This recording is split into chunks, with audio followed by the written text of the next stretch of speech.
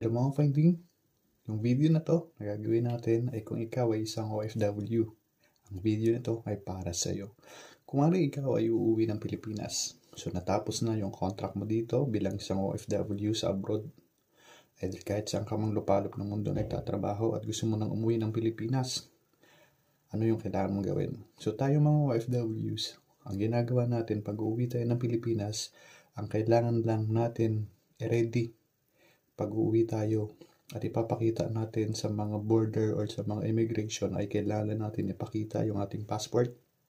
Dapat valid yan at yung ating ticket at yung e-travel. Okay? Pag uuwi tayo ng Pilipinas. And then pagbabalik naman tayo, ang kailangan natin or babalik tayo dito sa abroad, ang kailangan natin ipakita is yung ating passport, yung ticket, yung contract at yung balikbayan manggagawa or yung COE. Pero dati yon. So ngayon binago na ng DMW.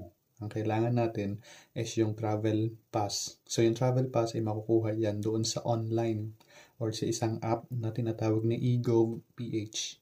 So i-install nyo yan sa inyong phone or sa inyong mobile phone at kailangan nyo lang mag-register doon at mag-login at kapag meron na kayong account ay boom, ma-access nyo na yung inyong travel pass at wala nang kahirap-hirap. So, ano ba yung travel pass na yan at ano yung eGov.ph na yan? So, paano kayo magkakaroon ng travel pass? So, syempre may procedure yan. So, ang ating adventure for today ay ipapakita ko sa inyo step by step kung paano kayo magla-login sa inyong account sa inyong eGov.ph para makakuha kayo ng travel pass. So, yung ating tutorial ay step by step ituturo ko sa inyo. So, ito yung ating adventure for today at isimulan na natin yung ating adventure at yung ating tutorial para sa mga hindi pa nakakaalam kung paano ba i-access yung eGov.ph nila at makakuha sila ng travel pass at para makabalik dito sa abroad nang walang problema. Finding, ibubuksan nyo lang yung inyong sa mobile app, i-install lang ninyo yung eGov.ph, either iPhone or Android kayo, i-install nyo lang yan. And then after nyo install mga finding, ito yung lalabas. So kailangan yung i-provide yung inyong mobile number at yung email address. So make sure lang na yung email address na gagamitin ninyo ay na-access at bubuksan at yung mobile number ninyo is kailangan active. And then after nyan ay magsisend sila ng OTP or yung PIN dun sa email address na ginamit mo or kaya dun sa mobile number na ginamit mo. So yan. And then after dyan ay magbubuffering lang siya. So maglalagin lang. And then after maglagin mga finding, ito na yung next na mangyayari. So kailangan nyo ng Face ID or yung face recognition to make sure lang na ikaw yan. And then after nyan ay magsisend siya ng security or maglalagay ka ng PIN or yung PIN yung 6 digits na yan. And then after nyan mga finding is ito na yung itsura niya. Okay? So, ito yung portal. Ito yung dashboard ng eGov.ph mo. So, nandyan yung pangalan mo. At kung papansin nyo yung mga finding is yung may tinatawag dyan na NGA or yung National Government Agencies. Yan yung i-click ninyo. At dun sa baba ay mayroon dyan nakalagay na digital ID. Dyan din ninyo makikita yung inyong national ID and yung PhilHealth ID ninyo. So, pwede nyo gamitin yan pagka kailangan nyo. So, yan.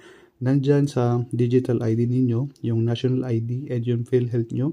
So, pwede nyo yan ipaprint para meron kayong valid ID or government ID kapag hinanapan kayo.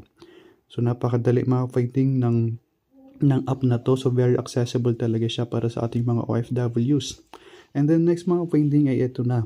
So, meron dyan search engine. So, search services, kailangan mo rin dyan i-search yung DMW. So, mag-a-appear dyan or iba-browse mo lang siya. I-scroll down at nandyan lang yung DMW. And then after dyan mga finding, pwede din kayo dyan pumuha ng license nyo. Pwede kayo mag-renew ng inyong driver's license. So yun. So balik tayo sa DMW. So yan nga. So nakabilog siya. Yan yung kailangan mong i-click para ma-access mo yung travel pass at makapag-generate ka na at makapag-travel ka pabalik sa bansa kung saan ka babalik. So yan. So DMW and then click mo yung DMW at mag-a-appear yung next is yung balik manggagawa. So, sa balik manggagawa, ang next na mag-a-appear dyan is ito. So, kailangan mo lang i-click yung agree na nag-agree ka na talaga namang ikaw yung nag-a-access nito ng inyong personal details. And then, after dyan is kailangan lang ng authentication. So, ngayon ay successfully na yung ating authentication. And then, next ay i-click lang natin yung continue. So pagka-click lang natin ng continue ay ito na yung mangyayari mga finding.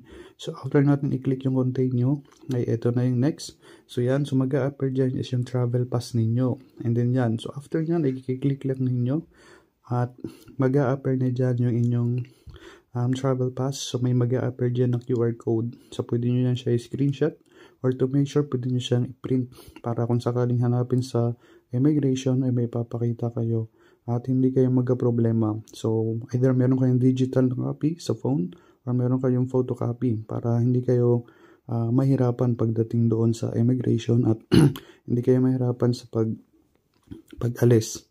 So yan. So nandyan nakalagay din yung contract ninyo. So makikita nyo dyan, mababrowse nyo once na ma-open nyo. So ganito mga hindi yung itsura ng travel pass bilang OFW. So yan, meron dyan QR code.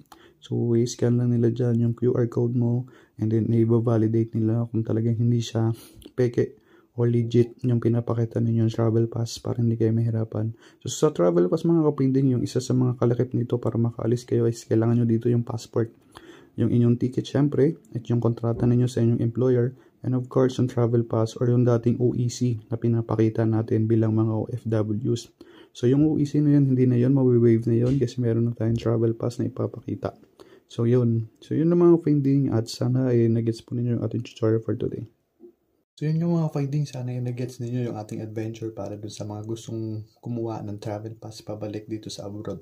So walang kahirap-hirap, before kailangan natin i-access yung i-reg natin sa PUEA at bubuksan natin din yung balik manggagawa. So dito napakadali na. Sobrang dali na ng app na to na yung eGovPH. So sobrang dali na.